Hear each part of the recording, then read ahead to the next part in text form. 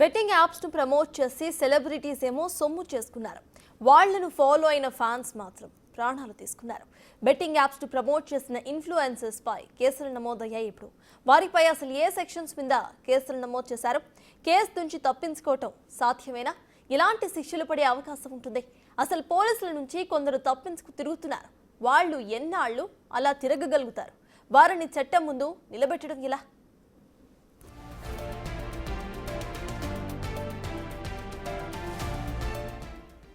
న్యాయ నిపుణులు ఏమంటున్నారో మా ప్రతినిధి శ్రావణి అందిస్తారు.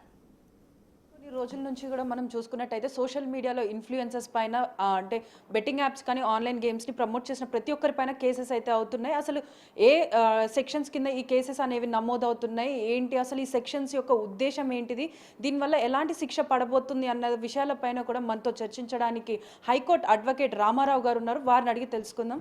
సో సార్, మీరు చూసే ఉంటారు ఇన్ఫ్లుయెన్సర్స్ ఇవి ప్రమోట్ చేసిన యాప్స్, సో వాళ్ళకి ఎలాంటి సెక్షన్స్ కింద కేసెస్ అనేవి నమోదవుతున్నాయి? ఇప్పటిదాకా నమోదైన ఎఫ్ఐఆర్లు మనం చూసుకుంటే 318 అనేది ఇంతకుముందు 420 ఐపీసీ ఉంటుండే. అంటే మోసపూరిత ఉద్దేశంతోన ఒక వ్యక్తిని మోసం చేసే విధంగా అతని నుండి డబ్బులు రాబట్టే ఆలోచనతోని తప్పుడు సమాచారం ఇవ్వడం. అంటే ఇప్పుడు కొంతమంది ఇన్ఫ్లుయెన్సర్స్ మీరు చూసారు, నా ఫోన్ పడిపోయింది, నా ఫోన్ ఇరిగిపోతే నేను ఒక బెట్టింగ్ యాప్లో నేను 1000 రూపాయలు పెట్టినా, 2000 పెట్టినా, 2000 పెడితే నాకు 1,00,000 రూపాయలు వచ్చినాయి. ఇవన్నీ మిస్లీడింగ్ స్టేట్మెంట్స్. అది మనం 420 ఐపీసీ, ఇంతకుముందు 420 ఐపీసీ ఉంది, ఇప్పుడు దాది 318 అయింది. అయితే కొంతమంది ఇట్లనే మీడియా మిత్రులు వాళ్ళని అడగడం జరిగింది, ఏంది మీరు ఇట్లా ప్రమోషన్ చేసిండ్రు, మీకు అంటే మాకు తెలియక చేసినామంట. అంటే మీకు బేసిక్ కంటెంట్ అనేది తెలియకుండా ప్రమోషన్ చేసుడు అనేది చాలా తప్పు. అయితే దీనిలో ఇట్లా ప్రమోషన్ చేస్తారు కాబట్టి ఆర్గనైజ్డ్ క్రైమ్ 111 అనేది ఒకటి పెట్టడం జరిగింది. అదేవిధంగా ఇప్పుడు మన తెలంగాణ గేమింగ్ యాక్ట్ ఉన్నది, 3 and 4 of Telangana gaming act. అదేవిధంగా ఐటీ చట్టంలో కూడా 66D అనే సెక్షన్ పెట్టడం జరిగింది. మోస్ట్ ఆఫ్ ది కేసెస్ ఈ క్రమంలో రిజిస్టర్ చేసిన కేసులని అన్నింటిలో ఇవే సెక్షన్స్ పెట్టడం జరిగింది. ఈ సెక్షన్స్ ప్రకారం 3 నుండి 7 సంవత్సరాల శిక్ష పడే అవకాశం ఉంటుంది.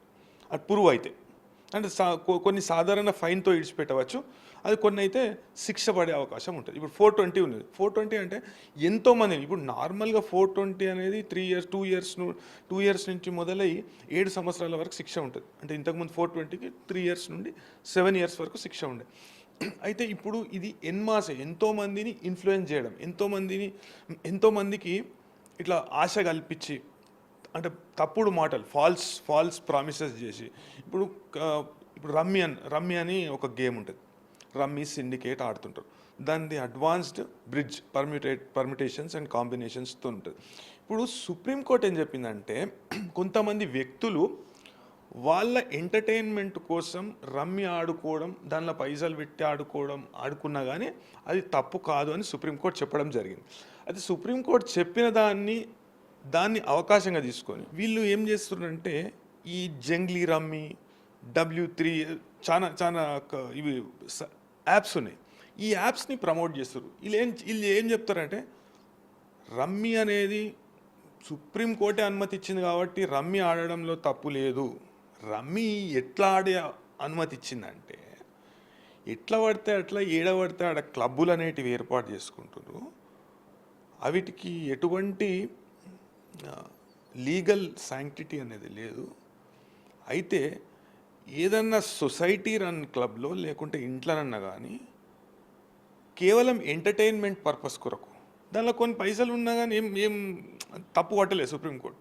అయితే దీనిలో ఏంటంటే సాంకేతికతను జోడించి, ఇప్పుడు నీకు అవసరం ఏముంది, ఆ గేమింగ్ కంపెనీకి అందరిని రమ్మీ ఆడిపించే అవసరం ఏముంది? అవసరమైన ఆడుకుంటాడు, మన ఇంట్లో ఆడుకుంటాడు.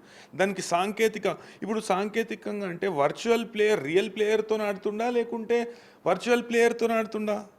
వర్చువల్ ప్లేయర్ అనేది సుప్రీంకోర్టు జడ్జిమెంట్లో లేదు. వర్చువల్ ప్లేయర్ ఇది నథింగ్ బట్ గ్యాంబ్లింగ్. ఇది అంటే సుప్రీంకోర్టు ఆదేశాలను అడ్డం పెట్టుకొని దాన్ని interpreting it to suit their convenience, దాన్ని అడ్డం పెట్టుకొని ఇట్లాంటి సెలబ్రిటీస్కి ఏముంటుందండి? రమ్మీ ఏం అవసరం? ఇప్పుడు విజయ్ దేవరకొండకు రమ్మీకి ఏం సంబంధం ఉంది? లేకుంటే దగ్గుబాటి రానాకు, మంచు లక్ష్మికి రమ్మీకి ఏం సంబంధం ఉంది? రమ్మీ ఆడమని వాళ్ళు ఎందుకు చెప్తారు? అజయ్ దేవ్ గాను ఇంతకుముందు బాంబేలో మహారాష్ట్రలో కేసు అయింది. షారుఖ్ ఖాన్ ఇంటి మీద అటాక్ చేసిండ్రు ప్రజలందరూ పోయి ఇట్లాంటి మోసపూరితమైన యాడ్లు చేస్తున్నావు నువ్వు. ఒకటైతే అది బైజూస్ క్లాసెస్ అని ఒకటి ఉండే, బైజూస్ క్లాసెస్ విషయంలో ఇట్లనే ఒకటి ఇదే ఈడీ ఇన్వాల్వ్ అయింది, ఆడ కూడా ఈడీ ఇన్వాల్వ్ అయింది, ఫస్ట్ టైం ఈడీ ఇన్వాల్వ్ అయింది. ఇట్లా ఈ ఆన్లైన్ యాప్స్ అరే షారుఖ్ ఖాన్ కేసులో అయితే ఈడీ ఇన్వాల్వ్ అయ్యి ఏం వెళ్ళిందంటే దాంట్లో ఒక పాకిస్తాన్ బేస్డ్ యాప్, ఇట్లనే గేమింగ్ యాప్ ఒకటి పాకిస్తాన్ బేస్డ్ యాప్, దాన్ని ప్రమోట్ చేస్తున్నట్టు ఇండియన్ యాక్టర్స్. అరే సిగ్గు లజ్జ ఉండాలి, గింతనన్నా మేము చూసుకోకుండా అంటే ఏది పడితే అది చేస్తావా పైసలు ఇస్తాను కాదు కదా. అదేది వాడు డిస్క్లైమర్ రాస్తాడు, గేమింగ్ ఈజ్ అడిక్టివ్, ఏదైనా సిగరెట్ మీద రాసినట్టు ఉంటుంది. అది ధూమపానము అనారోగ్యకరము, ఆరోగ్యానికి హాని చేస్తుంది, టొబాకో కాసెస్ క్యాన్సర్ అని రాస్తారు. ఇంత చిన్న దానికంటే చిన్నగా రాయరాదు ఇక అట్లా అది రాసి, అంటే వీళ్ళు కూడా రాస్తారు గేమింగ్ ఈజ్ అడిక్టివ్. మరి నువ్వు ఇట్లా చేసుడేంది, అందరు నువ్వు ఆడుండ్రి అంటే వీళ్ళు మొత్తము ఈ గేమింగ్లో వాళ్ళకు పైసలు వచ్చినట్టే చెప్తురు. ఓ 1000 రూపాయలు పెడితే 1,00,000 రూపాయలు వచ్చినాయని కొంతమంది ఇన్ఫ్లుయెన్సర్ చెప్తారు. వాడు ఒక ఐఫోన్ కొనుక్కున్నా అని చెప్తాడు, లేకుంటే కారు కొనుక్కున్నా అని చెప్తాడు. 1000 రూపాయలు పెడితే ఏడొస్తున్నాయి 1000 రూపాయలు. మరి అందరు అదే గేమింగే ఆడతారు. ఇక ఎవ్వరు పని చేయరు, జాబ్లు మానేస్తారు, లేకుంటే వ్యవసాయం చేస్తే వ్యవసాయం మానేస్తారు, ఏదైనా వృత్తి చేస్తే ఆ వృత్తి మానేస్తారు. వృత్తి మానేసి ఇక మొత్తం అది ఫోన్ పట్టుకొని లేకుంటే కంప్యూటర్ ముందట కూర్చొని ల్యాప్టాప్లు పెట్టుకొని గేమింగ్ ఆడాలి ఉంటుంది. జంతార్ అని ఒకటి ఉంటుంది. ఊరు మొత్తం ఇదే ఇట్లా ఆన్లైన్ మోసాలు చేస్తుంటారు. అది ఒక సిరీస్ కూడా వచ్చింది. అదేవిధంగా ఈ ఆన్లైన్ గేమింగ్ నెట్వర్క్ అనేది ఒక పెద్ద మోసపూరిత వ్యవస్థగా తయారైంది. దానికి ఇట్లాంటి వాళ్ళు వత్తాసు పలుకుడు అనేది సమంజసం కాదని నా అభిప్రాయం. సో అంటే ఇప్పుడు ఇన్ఫ్లుయెన్సర్స్ పైన కేసెస్ నమోదై విచారణకు రమ్మన్నా కూడా కొందరు ఇద్దరు ఏమో అటెండ్ అయ్యారు, మిగిలిన వాళ్ళు ఎవరు కూడా రావట్లేదు. మరి వారిపైన ఇంకేమైనా చర్యలు తీసుకునే అవకాశాలు ఉన్నాయి? ఒక ఇన్ఫ్లుయెన్సర్కు చిన్న పిల్లలను కూడా పెట్టి వీడియోలు చేసినాం మనం. కంటెంట్ మన ఆన్లైన్ కంటెంట్ చూస్తే ఎంత ఘోరంగా ఉంటుంది అంటే, ఒక ఇమ్రాన్ అనే వ్యక్తి చిన్న పిల్లలను పెట్టి వాళ్ళతోని అసభ్యకరమైన మాటలు, అసభ్యకరమైన చేష్టలు చేపిస్తున్నట. అయితే ఆ విషయాన్ని కూడా పోలీస్ వాళ్ళు గుర్తించి, నేను నా క్యాల్తోని ఇది భారతదేశంలో మొదటిసారి పోలీస్ వాళ్ళ చర్యలను మనం అభినందించాలి.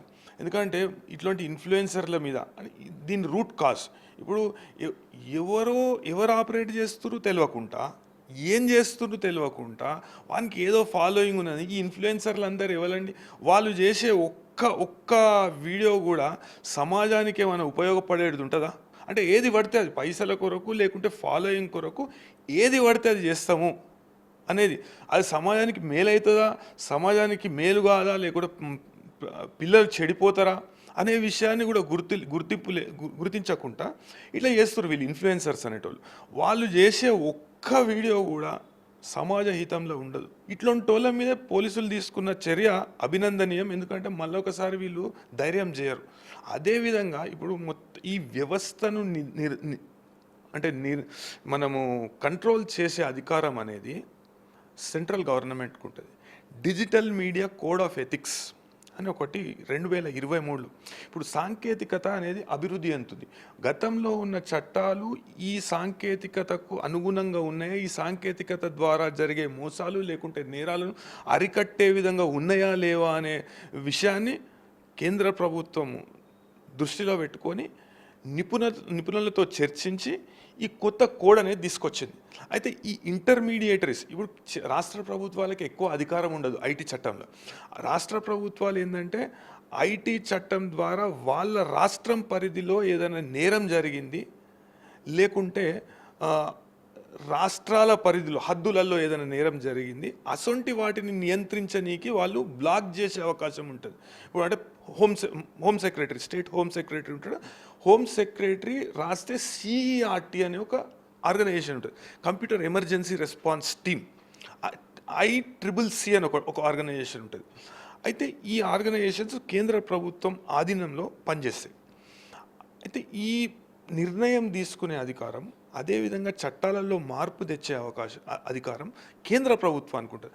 కేంద్ర ప్రభుత్వానికి వివిధ రాష్ట్రాల నుండి ఎంతోమంది సైబర్ నిపుణులు, అదేవిధంగా మోసపోయిన వాళ్ళు, అదేవిధంగా పోలీస్ డిపార్ట్మెంట్లో ఉన్న వాళ్ళు, రిటైర్డ్ పోలీస్ ఆఫీసర్సు, ఇంకా ఈ సెక్యూరిటీ రంగంలో ఉన్నవాళ్ళు, ఈ ఐటీ రంగంలో ఉన్న వాళ్ళు లేఖలు రాసిండు. దీనిలో మీరు మార్పులు తీసుకురావాలి, చట్టంలో మార్పు తీసుకురావాలి. అంటే ఇప్పుడున్న అంటే సాంకేతిక a criminal is always 100 years ahead of law అనే ఒక సూక్తి ఉన్నది.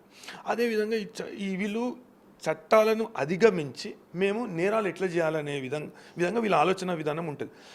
అట్లాంటప్పుడు చట్టము చాలా పటిష్టంగా ఉండాలి, అమలు కూడా అదే విధంగా పటిష్టంగా ఉండాలి, శిక్ష కూడా అదే విధంగా పటిష్టంగా ఉండాలి. ఆ చట్టాన్ని పూర్తి స్థాయిలో అమలు చేస్తే తప్ప ఇట్లాంటి మోసాలను లేకుంటే ఇట్లాంటి ఆన్లైన్ బెట్టింగ్ యాప్స్ని మనం నివారించలేమని నా అభిప్రాయం. అంటే ఇప్పుడు కేసు 11 మంది పైన ఇన్ఫ్లుయెన్సర్స్ పైన అయింది. తాజాగా సినీ యాక్టర్స్, హీరోయిన్స్ కూడా ఇన్వాల్వ్ అయి ఉన్నారు. సో ఇందులో ముఖ్యంగా ఏంటంటే నిన్నటి వరకు కూడా ఈ ఇమ్రాన్ అనే వ్యక్తి, అదేవిధంగా హర్ష సాయి, వీళ్ళిద్దరు కూడా అబ్స్కాండ్ అయ్యారని చెప్పేసి అయితే అంటున్నారు. సో వీళ్ళకి ఎలాంటి శిక్షలు, అంటే ఎలాంటి సెక్షన్స్ కింద కేసెస్ అనేది పెట్టొచ్చు ఈ అబ్స్కాండ్ అయిన వాళ్ళకి?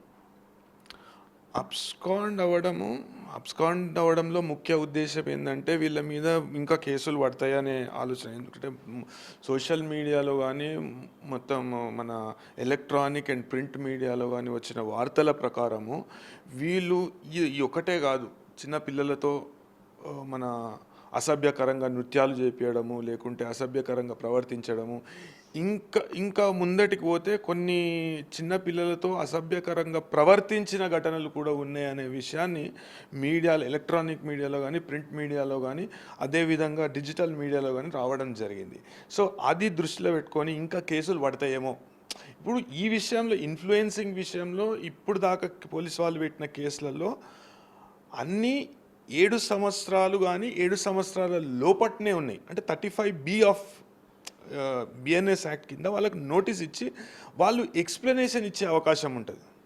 అయితే ఈ ఎక్స్ప్లెనేషన్ ఇచ్చే అవకాశం ఉంటుంది. ఆ ఎక్స్ప్లెనేషన్ అనేది సాటిస్ఫాక్టరీగా లేకపోతే, అంటే లోతుపాతులను వీళ్ళు పరిశోధిస్తుండ్రు. ఏ విధంగానైతే ఈడీ ఇన్వాల్వ్ అయిందో దీనిలో